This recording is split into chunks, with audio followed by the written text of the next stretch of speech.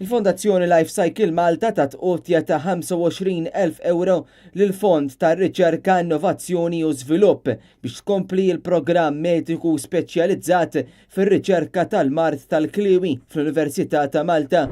Il-flus kienu ingħataw il-Life Cycle minn Foster Clark Products Limited bħala sponsor.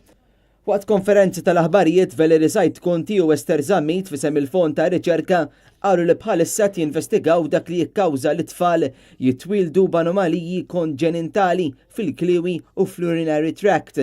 Dawn l-anomaliji li jirriżultaw minn difetti fl-iżvilupp tal-kliwi qabel it-twelid huma l-iktar kawża komuni ta' mart tal-kliwi terminali fit-tfal huma meqjusa li qed jinħolqu mill-interazzjoni bejn fatturi ġenetiċi u dawk ambjentali li jinfluwenzaw il-modi tal-iżvilupp.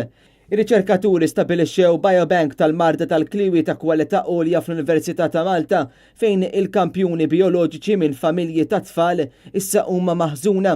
Ir-riċerkaturi ħarsu lejn il-fatturi ta' riskju potenzjali waqt itqala u wettqu studji bl-ultrasound fuq il-qraba viċini ta' dawn il-persuni. Kien determinat li 3 individwi minn 26 jiġifieri 11.5% kellhom anomalija fil-kliwi li taqbel sew mal-istorja tal-familja b'10% skont kif irrappurtat fil-letteratura tar-riċerka.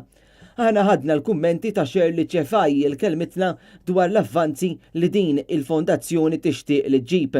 Aħna qed narsu l-qudiem biex inkomplu ngħinu mhux biss il-pazjent li diġà jbati bil-kliwi, imma anke dawk li forsi għandhom ċans kbir li jimirdu bil-kliwi. Qed nissettjaw il-ħaġa li nsemmuha RUSH, Renal Unit Support Health Hub, biex ngħinu il-dawk li għandhom il-precursors ngħidulhom bħal diabete, hypertension u obesity. Fl-istess konferenza tqal Life Cycle għenet mhux ftit biex tħejji s-sisin għar-riċerka tal-kliwi f'Malta.